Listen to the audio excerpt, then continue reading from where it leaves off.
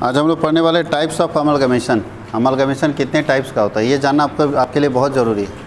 Amalgamation का meaning हम बता चुके हैं। अमलगमेशन का मतलब क्या था, जब दो सेम नेचर की कंपनी आपस में मिल जाती है और मिलके बिजनेस करती है तो ऐसे कॉन्सेप्ट को अमलगमेशन ऑफ कंपनी बोलते हैं। जैसा कि आप टाटा डोकोमो के केस में देख रहे होंगे, मारुति सुजुकी के केस में देख रहे हैं, वोडाफोन आइडिया के केस में देख रहे हैं। वोडाफोन आइडिया अलग अलग था ना, अब क्या किया, दोनों एक साथ मिलके नया कंपनी क्रिएट कर दिया VI। तो अगर ऐसा केस होता है तो आप कॉर्पोरेट में उसको कैसे रिकॉर्ड करेंगे। कंपनी मिलता है सुनने में अच्छा लगता है, लेकिन जो अकाउंटेंट होता है उसके लिए कुछ चैलेंजेज आते हैं और वही चैलेंजेज आपको समझना है कि क्या क्या प्रॉब्लम आता होगा जब दो बड़ी बड़ी कंपनियां जो पहले से सेपरेट बिजनेस कर रही थी, अलग अलग बिजनेस कर रही थी, आज एक साथ मिलकर बिजनेस करती। जैसे हीरो होंडा पहले एक साथ था, अब अलग अलग हो गया, तो वहाँ अमलगमेशन टूट गया। वहाँ क्या हुआ, अमलगमेशन जो पहले हुआ था वो टूट गया, दोनों अलग अलग हो गया। तो इसका क्या इम्पैक्ट पड़ेगा अकाउंटिंग के ऊपर, ये आपको सीखना है। यानी अगर दो कंपनियां जो सेम नेचर की, ध्यान दीजिएगा, सेम नेचर की कंपनी आपस में मिलती है। अब जैसे देखिए आप ये VI मिला तो वोडाफोन भी टेलीकॉम कंपनी है, आइडिया भी टेलीकॉम कंपनी, तभी ना आपस में मिलेगा। अब एक टेलीकॉम कंपनी और दूसरी कार बनाने वाली कंपनी मिलकर करेगा भी क्या, दो कंपनी सेम नेचर वाला मिलेगा जो एक ही तरह का बिजनेस करता है, वो अगर आपस में मिल जाता है और मिलकर बिजनेस कर रहा है तो वो कॉन्सेप्ट कहलाता है अमलगमेशन ऑफ कंपनी। और हम लोग आज देख रहे हैं कितने तरह से अमलगमेशन होता है। तो दो तरह से अमलगमेशन होता है। कितने तरह से होता है, दो। इसको बोलेंगे एकीकरण के प्रकार, इसको हम लोग बोलते हैं एकीकरण के प्रकार, टाइप्स ऑफ अमलगमेशन। अच्छा लिखा हुआ यहाँ पे, दो तरह का अमलगमेशन होता है। पहले को हम लोग बोलते हैं अमलगमेशन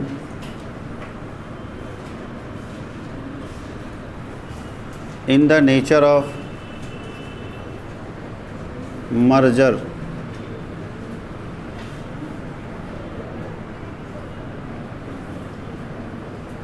विलय के स्वभाव का एकीकरण। और दूसरा होगा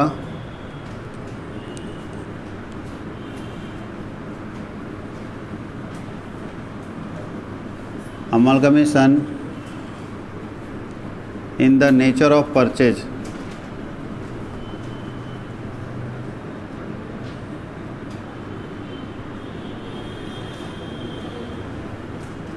क्रय के स्वभाव का एकीकरण। ध्यान दीजिए, दो तरह का नेचर है, एक है मर्जर नेचर, एक है परचेज नेचर। अब कैसे जानेंगे कि कोई कंपनी जो आपस में मिली है वो मर्जर नेचर है या परचेज नेचर। मर्जर मतलब तो मिल जाना, मर्जर का मतलब तो क्या होता है, मिल जाना, दोनों कंपनी मिल गया। और इसका मतलब क्या होता है, खरीद लेना, हम उसके बिजनेस को ही खरीद लिए। दो सिचुएशन है, या तो मेरे में मिलो या तो तुमको हम खरीद लेंगे।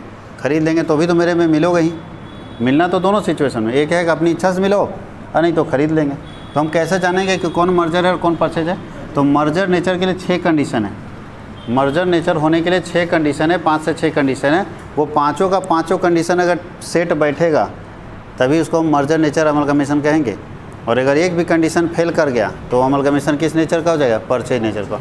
तो हम आपको वो 6 कंडीशन 5 कंडीशन जो है इसके लिए वो लिखवा देते हैं कि कौन कौन से ऐसे कंडीशन है जो मर्जर नेचर में होना ज़रूरी है। अगर एक भी कंडीशन फेल हुआ तो वो मर्जर नेचर हो ही नहीं सकता। वो कौन सा नेचर हो जाएगा, परचेज नेचर। तो परचेज नेचर के बारे में कुछ नहीं लिखना है, लिखना किसके बारे में, मर्जर की। कौन कौन सी ऐसी परिस्थितियाँ हैं जब आपका amalgamation in nature of merger हो जाता है। तो चलिए मर्जर नेचर में क्या क्या शर्तें होनी चाहिए लिखते जाएं।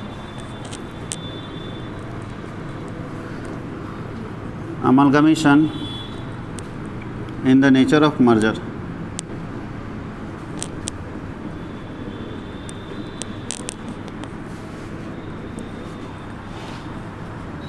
पहला ये कंडीशन है कि जब मर्जर नेचर होगा तो बड़ा एक ट्रांसफर कंपनी का जितना भी एसेट्स और लायबिलिटी होगा वो सब ट्रांसफरी कंपनी का बन जाएगा।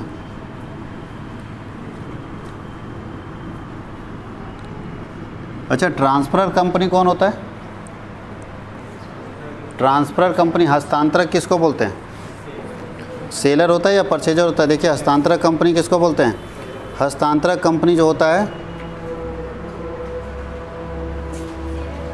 सेलर कंपनी को बोला जाता है। ट्रांसफरर कंपनी हस्तांतरण करने वाली कंपनी, ठीक है। और हस्तांतरी कंपनी क्या होता है, परचेजर होता है।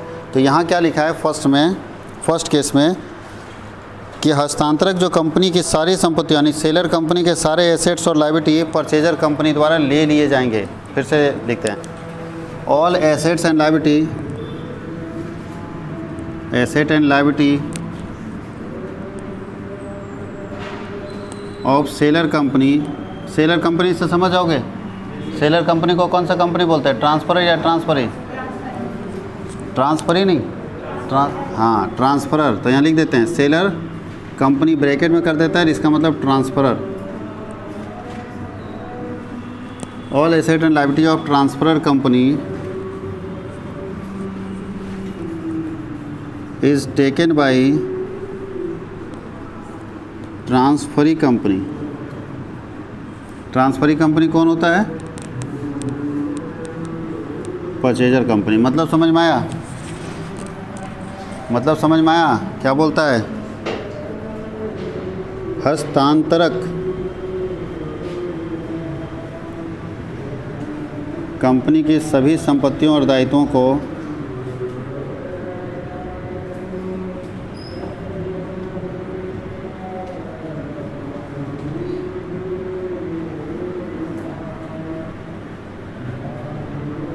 हस्तांतरित कंपनी द्वारा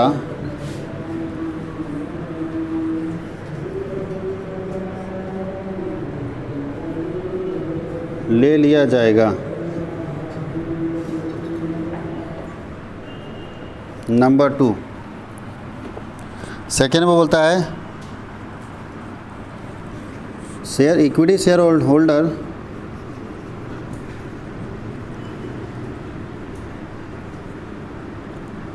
equity shareholders of a transferor company is ready to convert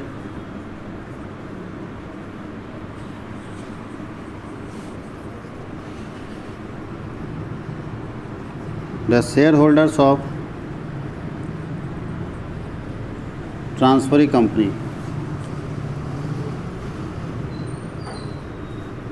हस्तांतरक company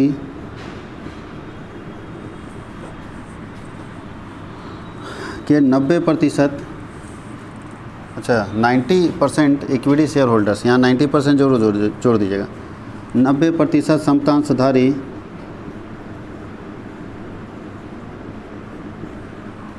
हस्तांतरक कंपनी के 90% समतांशधारी हस्तांतरी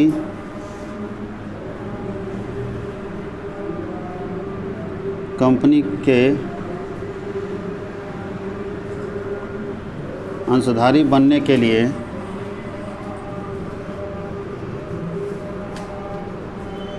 सहमत होंगे। तीसरा क्या होगा? तीसरा शर्त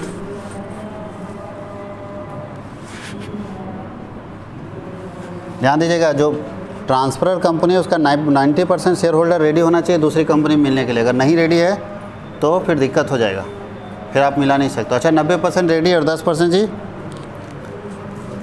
अगर 10% रेडी नहीं है तो क्या कीजिएगा आप? तो भैया नहीं रेडी हो तो पैसा ले लो। तुमको अगर ज़्यादा दिक्कत है, मेरी कंपनी के साथ नहीं जुड़ना चाहते हो तो पैसा ले लो, अपना पैसा लो और साइड हो। बात समझ में आए? आप लोग सब लोग मेरी कंपनी में पैसा लगाए, मेरी कंपनी डिसीजन ली कि हम दूसरी कंपनी से मिलेंगे। अब इसमें से बहुत सारे लोग रेडी हैं तो कोई दिक्कत नहीं, रेडी हैं तो वो उस कंपनी के शेयर होल्डर बन जाएंगे ऑटोमेटिक।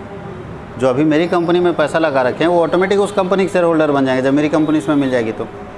लेकिन अगर आप मिलना नहीं चाहते हो तो ऑप्शन क्या है? अब आप टांग अड़ा रहे हो, नहीं हम नहीं मिलेंगे, हम आपकी कंपनी को देख के आपको देख के पैसा लगाए थे, तो भैया अगर तकलीफ़ है तो पैसा वापस ले लो।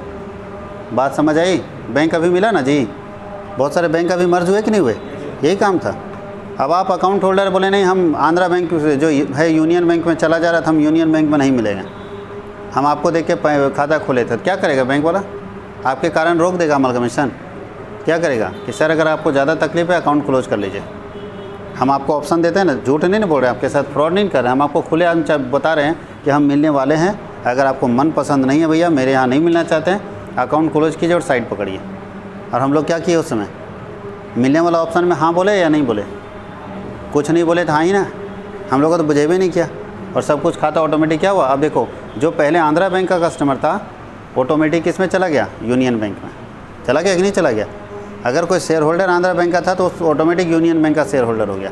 तो याद रखना है कि आपको पूछा जाता है, और कम से कम कितने % लोग होने चाहिए, 90% लोग मर्ज होने के लिए रेडी होंगे तभी मर्ज होगा। कोई दिक्कत है, कोई तकलीफ? थर्ड पढ़िए, थर्ड में क्या लिखा है?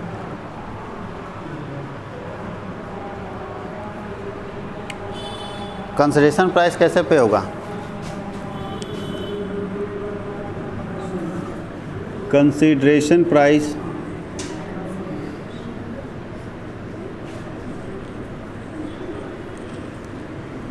are payable in equity share of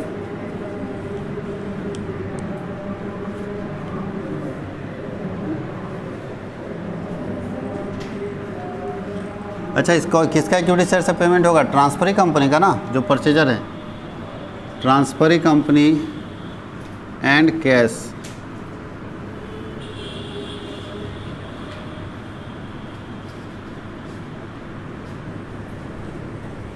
प्रतिफल का भुगतान हस्तांतरित कंपनी के समता अंश तथा नगद में किया जाएगा।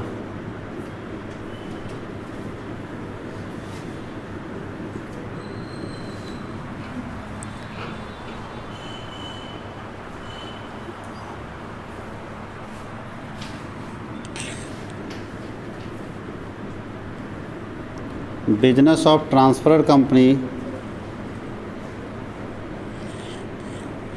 will continue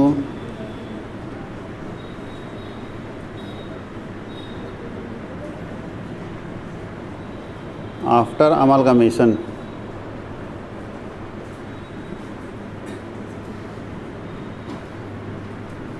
एकीकरण के बाद हस्तांतरक कंपनी का व्यवसाय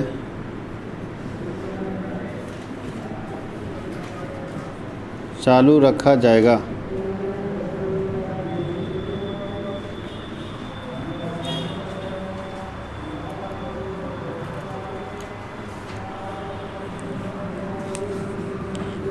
Assets will shown in book value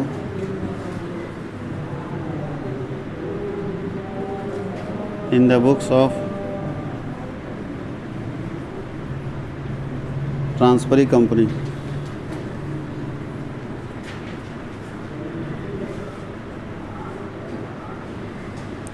हस्तांतरक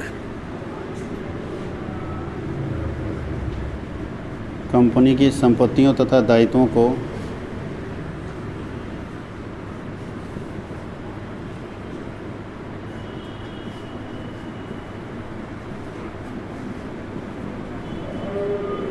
हस्तांतरित कंपनी की पुस्तकों में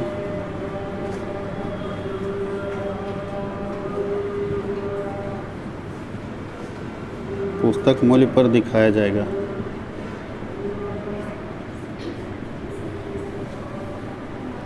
ये 5 केस है। अगर 5 केस में एक भी फेल हुआ तो वो नेचर कौन सा कहलाएगा? परचेज।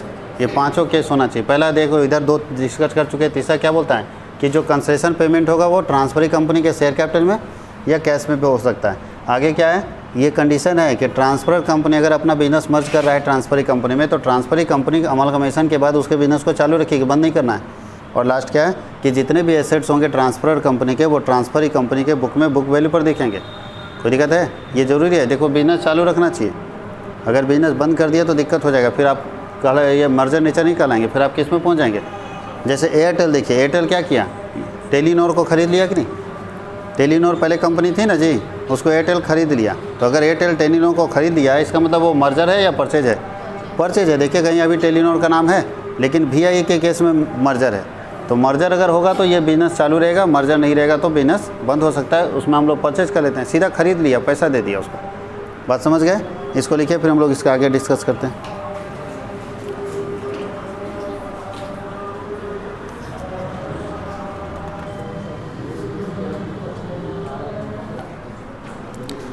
अब हम लोग देख रहे हैं accounting methods of for amalgamation. Accounting methods for amalgamation, एकीकरण की लेखांकन विधि।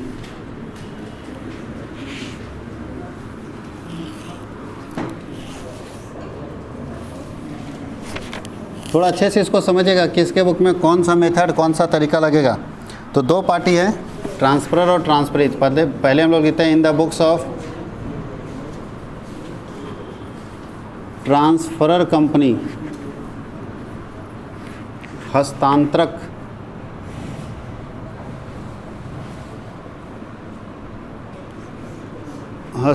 कंपनी के पुस्तक में। ट्रांसफर कंपनी के बुक में क्या होगा, और दूसरा है in the books of transferee company.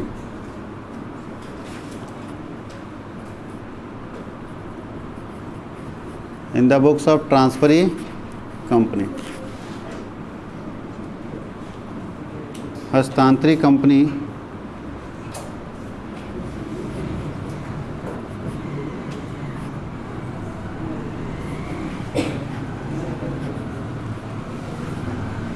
कोई दिक्कत है। ट्रांसफरर और ट्रांसफरी दो कंपनी है, दोनों के बुक में आपको क्या रिकॉर्डिंग करना है। तो ध्यान दीजिएगा, जब हम लोग ट्रांसफरर कंपनी के बुक में देखेंगे, सबसे पहला हस्तांतरी कंपनी के बुक में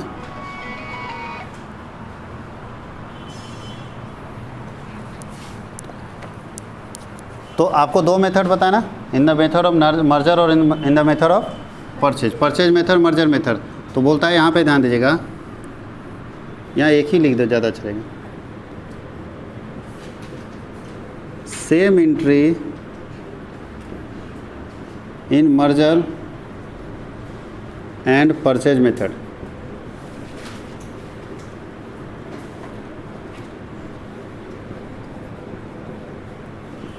विलय तथा क्रय विधि में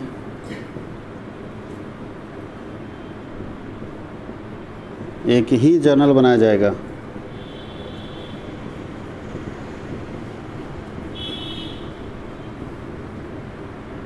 कोई दिक्कत है। मर्जर और परचेज में सेम जर्नल बनेगा, और यहाँ पे क्या करेंगे, मर्जर का अलग जर्नल और परचेज का अलग जर्नल। तो यहाँ बोल रहा है इन मर्जर नेचर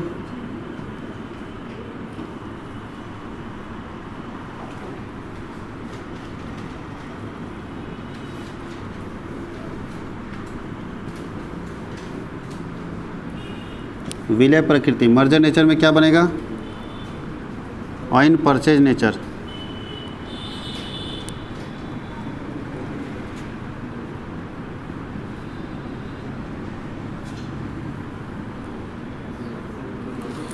यहाँ पे लगेगा परचेज मेथड। परचेज मेथड क्रय विधि, इसको होता है pooling interest method. Pooling interest method, हितों का समूहीकरण विधि। हितों का समूहीकरण, ध्यान दीजिए सारे बच्चे, इस कॉन्सेप्ट को अगर समझ जाएंगे तो आपको अकाउंटिंग में कोई दिक्कत नहीं होगा। यहाँ पे समझिएगा, बाद में ये चीज़ नहीं बताया जाएगा। आप जब ट्रांसफरर के बुक में करेंगे, ट्रांसफरर कौन है, सेलर या परचेजर, सेलर के बुक में करेंगे, बेचने वाले के बुक में करेंगे एंट्री, तो आपको चाहे मर्जर नेचर का क्वेश्चन में लिखा रहेगा कि मर्जर नेचर है या परचेज नेचर है, समझ गए, मर्जर या परचेज लिखा रहेगा। तो मर्जर नेचर का एंट्री हो या परचेज नेचर का एंट्री हो, इसमें दोनों सेम ही होगा, कोई चेंज इसमें पता भी नहीं चलेगा कि मर्जर का ये आप बना रहे हो किसका, मर्जर नेचर का या परचेज नेचर का, सेम एंट्री छपेगा दोनों का। यानी मर्जर नेचर और परचेज नेचर में ट्रांसफरर के बुक में सेम एंट्री होता है, लेकिन जब ट्रांसफरिंग बुक में चलेंगे तो मर्जर नेचर का अलग एंट्री होता है और परचेज नेचर का अलग एंट्री होता है। अब आपको समझाएंगे कि मर्जर नेचर का क्या, मर्जर नेचर का जो एंट्री होता है वो कौन से मेथड से होता है, पूलिंग इंटरेस्ट मेथड से। पूलिंग इंटरेस्ट मेथड बताएंगे कैसे उसको करते हैं। और जो परचेज नेचर में कौन सा मेथड होता है, परचेज मेथड। इसका जर्नल अलग होगा, इसका ध्यान दीजिएगा कितना जर्नल होगा। सो इसका जर्नल अलग होगा, बहुत सारा जर्नल इसका है, फिर बहुत सारा जर्नल इसका है, अलग अलग हो गया, और फिर उसका, बात समझ गए, तीनों का जर्नल अलग अलग होगा। यानी जर्नल कम से कम 3 पेज में जाएगा। और बहुत बार आप लोगों को 20 नंबर का सिर्फ उसका जर्नल पूछ देता है, एक पार्टी का पूछेगा, ये सब का नहीं, सबका पूछ दिया तो हालत ख़राब हो जाएगा, तब तो 40 नंबर का क्वेश्चन बन जाएगा। इसलिए 20 नंबर में आपको उसका जर्नल पूछेगा, इंदा नहीं, या तो ट्रांसफर दोनों का पूछेगा तो सब करना पड़ेगा। इसमें 4-5 होता है, 5 जर्नल इसमें होगा, 4-5 इसमें होगा।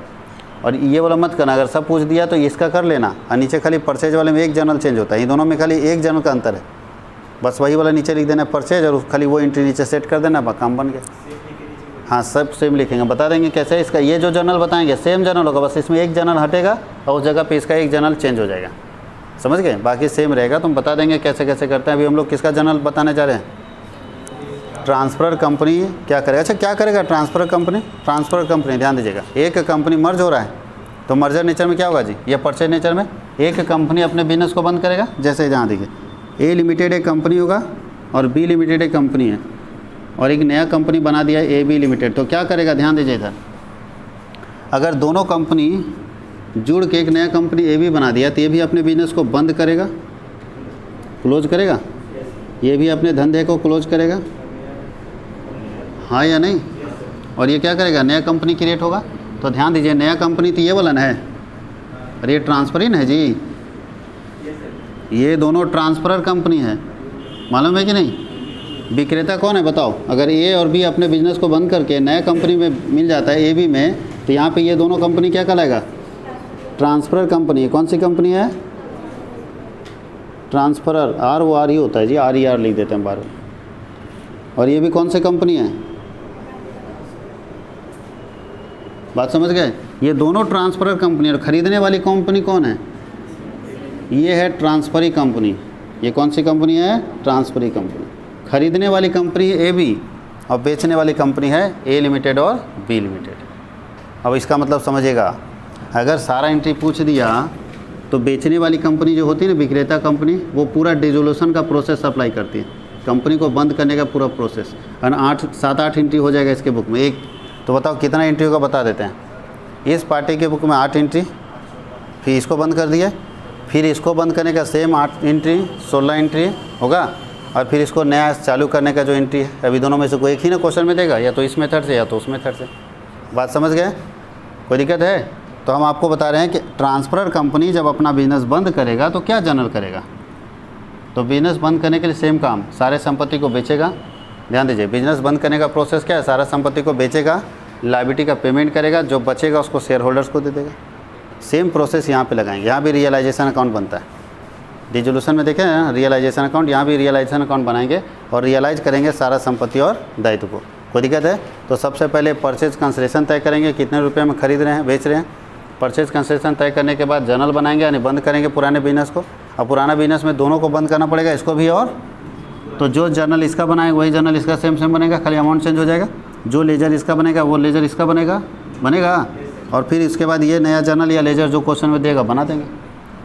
बात समझ गए। अब इसमें से कौन सा मेथड होगा, दोनों में से एक ही मेथड ना ए बी का मिलेगा, या तो इस मेथड से या तो इस मेथड से। तो अभी हम लोग फॉर्मेट सीख रहे हैं तो सारा सीखेंगे। यानी सोचिए कि लंबा क्वेश्चन बनेगा, 6-7 लाइन पेज चला जा सकता है। ए लिमिटेड का जर्नल बनेगा, ए लिमिटेड का लेजर बनेगा, फिर बी लिमिटेड का जर्नल बनेगा, बी लिमिटेड का लेजर बनेगा, फिर ए बी लिमिटेड का जर्नल बनेगा। ए बी का लेजर नहीं पूछता है, कभी भी याद रखना है। ट्रांसफरी कंपनी का लेजर आपसे नहीं पूछेगा, सिर्फ जर्नल पूछेगा ट्रांसफरी कंपनी, लेकिन उसमें लेजर भी बनता है और जर्नल भी बनता है। और इससे पहले कैलकुलेशन करना पड़ेगा परचेज कंसिडरेशन का, कितने रुपए में खरीदें, पहले ये निकालना पड़ेगा, क्योंकि हर क्वेश्चन में दिया नहीं रहता है। बात समझ गए। इसके बाद आपको बैलेंस शीट बनाना पड़ेगा नया, कि आखिर नया बैलेंस शीट कितना है। आपको क्वेश्चन में इतना बनाने के बाद बोलेगा नया बैलेंस शीट बना। जब ये खरीद लिया ट्रांसफर कंपनी का बिजनेस, तो नए बैलेंस शीट को बनाए, तो पुराने बैलेंस शीट से नया बैलेंस शीट आपको बनाना पड़ेगा ए बी लिमिटेड का। कोई दिक्कत है, इसको लिख लीजिए, फिर हम आपको बताते हैं। अभी ट्रांसफर कंपनी के बुक में आज अकाउंटिंग सिखाते हैं, लिखिए इसको।